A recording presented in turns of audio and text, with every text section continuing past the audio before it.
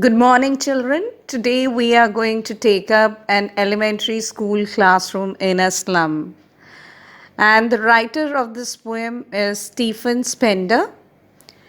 This poem is a criticism of the condition of education in the slums. The poem puts in a nutshell Spender's philosophy of life, which echoes throughout this poem. The philosophy of the theme of social injustice and class inequalities in form of lack of equal opportunity for education. The students in the classroom are underprivileged and malnourished, and the poem is all about the deplorable condition of these children and the class in which they study, and of course, the world they live in. The poet persistently puts forth the belief in the contradiction of capitalist society, that there is a larger gap between the rich and the poor. And he also explores in the insincerity in the intentions of the so called charitable world, which wants to do good for these underprivileged by donating things. And vehemently demands equal opportunities for education for these poor and the underprivileged children. Let's take up the recitation of this poem, An Elementary School Classroom in a Slum by Stephen Spender. Far, far from the gusty waves, these children's faces, like rootless weeds, their hair torn round their pallor. The tall girl with her weighed down head, the paper seeming boy with rat's eye, the stunted, unlucky heir of twisted bones, reciting a father's gnarled disease, his lesson from his desk. At the back of the dim class, one unnoted, sweet and young, his eyes live in a dream of squirrel's game. In the tree room other than this. So let me take up the explanation of the first stanza. In the first line, the poet says that far, far from the gusty wave, these children's faces. Now he is here using metaphor and comparing the children's faces with the gusty waves. How are the gusty waves, children? Gusty waves are the strong waves, the ferocious waves. Now the children's faces are quite contrary to the gusty waves. The words far, far give us the idea that their faces are quite contrary. So these children's faces lack the vigor, the enthusiasm. Even though they are in their childhood, they are lacking these because they are malnourished. They don't have the resources. So next line is like rootless weeds, the hair torn round their pallor. Now, their hair is compared to the rootless weeds, and like has been used, so the poetic device is similarly there, as their hair is all unkept and disheveled condition. So the poet is giving a description of how the children in the slum classroom are. There is a tall girl with her weighed down head. And why is her head weighed down? Her head is weighed down because she has been bogged down by the responsibilities of the life at such a tender age. Then in the class there is a boy which looks like a paper, the paper seeming boy. Now this again is a metaphor with rat's eyes. His eyes are compared to the rat because rat keeps on searching for food. So again a metaphor has been used. So their growth is stunted. They can't grow because what they have inherited, they are the unlucky heirs of twisted bones. What they have inherited from their fathers or the parents, the diseases and the poverty. The walls of the class are sour cream, which depicts the pathetic conditions of the class. Then there are various pictures like Shakespeare's picture. Shakespeare's head means Shakespeare's portrait. Then there are sceneries of cloudless dawn. Dawn means morning, a morning, cloudless morning. Civilized dome riding all cities. So there are high buildings with stand for knowledge and civilization. Then there is a beautiful Tyrolus Valley scenery which has bells in it. The churches are there, there are flowers in it. So it shows the beautiful world which is beyond the reach of these children. There is an open handed map. Why is a map being called as open handed? Because this map has been drafted or has been shaped by the powerful people and awarding the world its world. So the map shows the gifts of the world. It shows the what the world has to offer to the people. And yet, for these children, these windows not this map their world. So there for these children, the slum children, their world is quite in contrast to what is shown on in the sceneries or the pictures. For these children, the world is quite grim, bleak. So, for these children, these windows, not this map, their world. So, basically, beyond the slum, they don't know what kind of world exists where all their futures painted with a fog. So in the slum, their future is painted with fog, means they have a bleak, a grim future because they don't have the opportunities. A narrow street sealed with lead sky. So it shows the dirty, the unhygienic, the smoky atmosphere in which they live. So they have narrow streets and they live usually in outskirts of a city where it's all polluted because of the industrial area.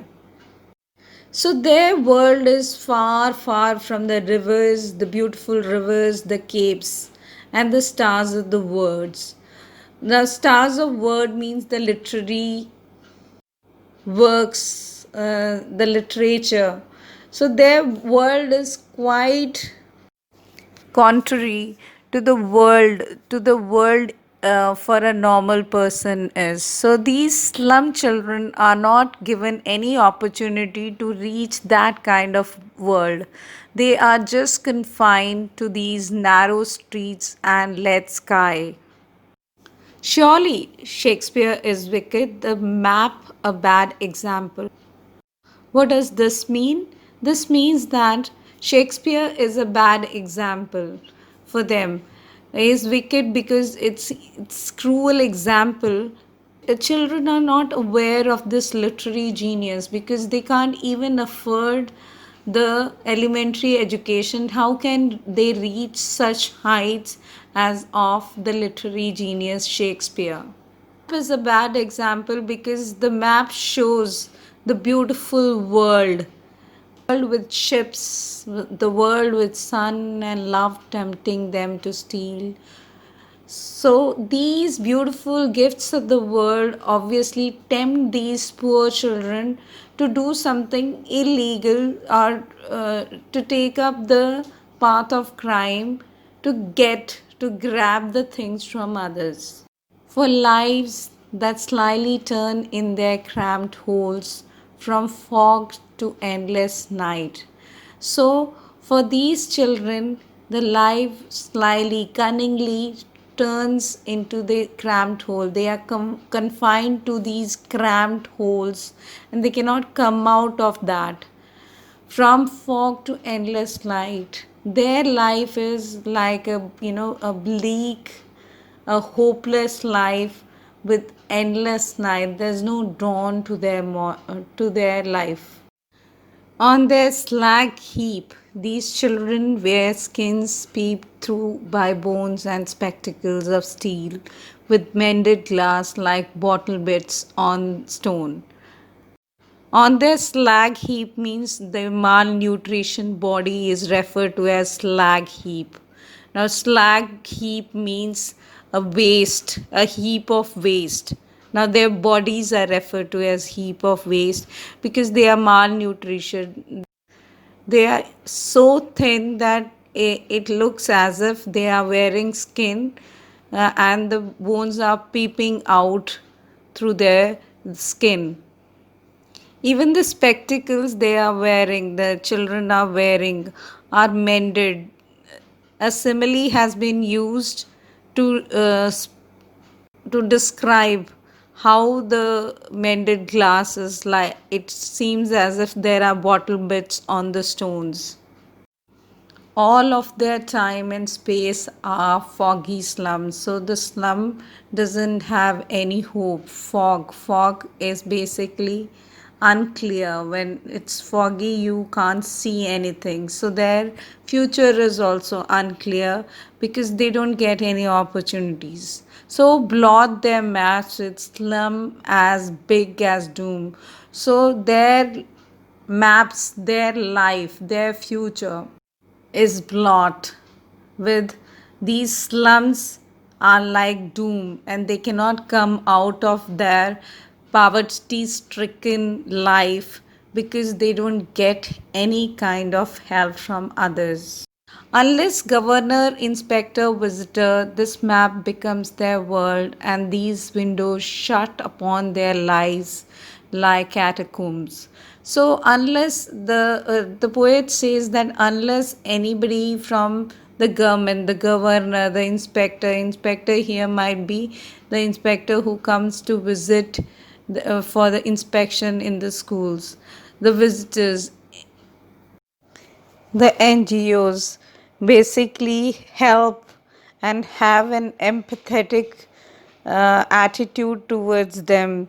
These children would never be able to come up and uplift themselves from the poor conditions in which the miserable, the deplorable conditions in which they live. So the poet appeals these people to help these children out of this such a deplorable condition. So the slums are basically compared to catacombs. What are catacombs? Basically, these are a series of tombs. So the slums are like tombs. So again, the simile has been used here. Break, oh break, open till they break the town, and show the children to green fields and make their world run azure on gold sands, and let their tongues run naked into the books. The white and green leaves open history there, whose language is the sun. So the poet is motivating the slum children to break their shackles of poverty and break themselves free from the injustice they are subjected to. So these children can come out of that utter situation with the help of the government officials, the governor, the NGOs, and anybody who can help them, and show the children to green fields. Green fields symbolizes the progress, the beauty of the world, and let their tongues run naked into books. So give them exposure to education, good education. The white and the green leaves open. White leaves refers to education and green to prosperity. History there whose language is the sun. History those the poet says that only those people create history who have the conviction, who have the determination, the grit to break the shackles and come out of their circumstances through the education. So, the tool of education, education as a tool is a powerful medium through which one can be uplifted from their deplorable condition.